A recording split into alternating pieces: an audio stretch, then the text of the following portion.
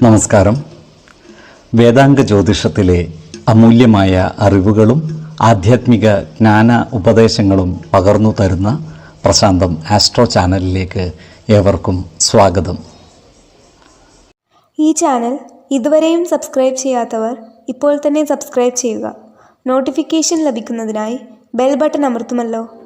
ഒപ്പം channel like ചെയ്യുക, share ചെയ്യുക, കമൻറ്റ് ചെയ്യുക. കൊല്ലവർഷം 1200 ആണ്ടിലെ തുലാസംക്രമം രേവതി നക്ഷത്രത്തിലാണ്. തുലാം 1-ാം തീയതിയിലെ ഗ്രഹനില അനുസരിച്ച് എടവം രാശിയിൽ സർവേശ്വരകാരകനായ വ്യാഴവും, മിഥുനത്തിൽ കുജനും, കന്നിരാശിയിൽ രവിയും കേതുവും, തുലാം രാശിയിൽ ബുധനും, വൃശ്ചികത്തിൽ ശുക്രനും ഗുളികനും, കുംഭം രാശിയിൽ ശനിയും, മീനത്തിൽ ചന്ദ്രനും രാഹുവും സ്ഥിതി ചെയ്യുന്നു. വിശാഖം നക്ഷത്രത്തിൽ ജനിച്ചവർക്ക് തുലാമാസം ഗുണദോഷ സമ്മിശ്രമായിരിക്കും. ഈ നക്ഷത്രക്കാർക്ക് കർമ്മമേഖലയിൽ കാര്യങ്ങൾ അനുകൂലമായി വരുന്നതാണ്. ജോലിയിൽ ചില തടസ്സങ്ങളും പ്രതിസന്ധികളും വന്നു ചേരുമെങ്കിലും അവയെ തരണം ചെയ്ത് മുന്നോട്ട് നീങ്ങുവാൻ ഇവർക്ക് സാധിക്കുന്നതാണ്. ഈ നക്ഷത്രക്കാർ പണമിടപാടുകൾ നടത്തുമ്പോൾ ജാഗ്രത പാലിക്കേണ്ടതാണ്.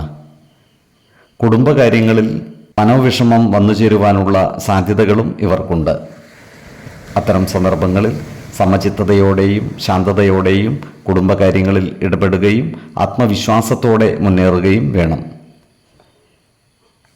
ഈ നക്ഷത്രക്കാരുമായി ശത്രുതാ മനോഭാവത്തോടെ പെരുമാറുന്നവരുടെ എണ്ണം കുറയുന്നതാണ്.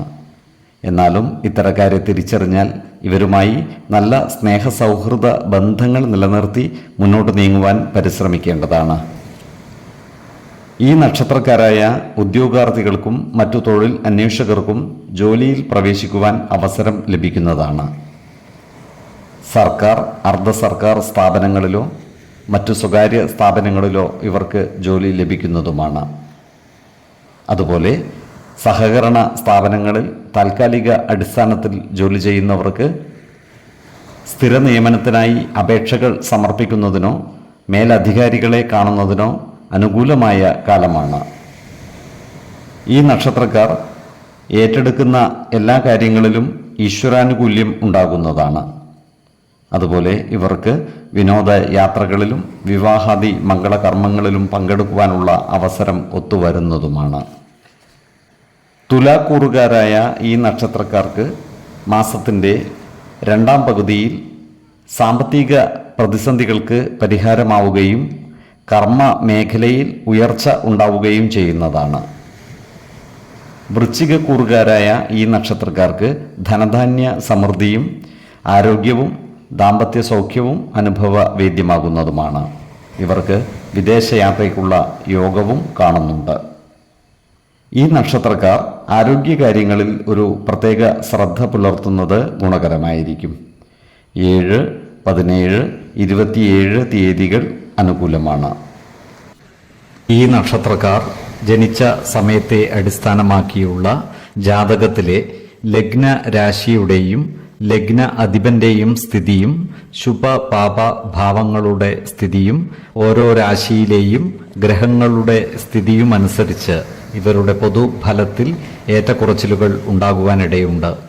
കുടുംബ ദേവതകളെയും ഇഷ്ടദേവതകളെയും ഉപാസിക്കുന്നത് ഇവർക്ക് ആയുരാരോഗ്യ സൗഖ്യമേകും.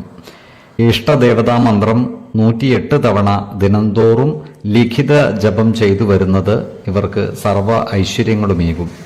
നല്ല വ്യക്തി സാധനകളോടെയും ഉപാസനകളോടെയും മുന്നേറിയാൽ സർവേശ്വരാനുഗ്രഹത്താൽ ഇവരുടെ സർവ്വകാര്യങ്ങളും മംഗളകരമാകും. നന്ദി, നമസ്കാരം. ജ്യോതിഷരത്നം പ്രശാന്ത് കണ്ണോം.